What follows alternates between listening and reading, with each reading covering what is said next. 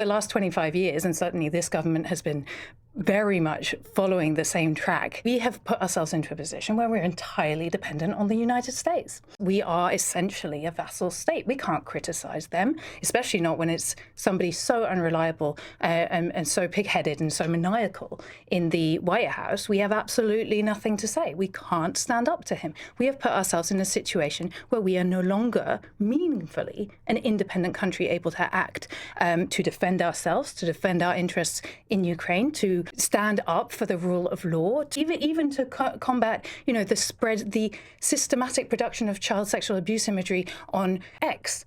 Our government pretending that this is a matter for Ofcom. It's clearly a criminal matter, but they won't go after the big tech oligarchs from the United States. Why? Because they're too afraid of Donald Trump. So what are we going to do? How are we going to achieve independence? We're so dependent militarily on America. So much of our military kit comes from America, is dependent on them, and we can only use it with their say. Yeah.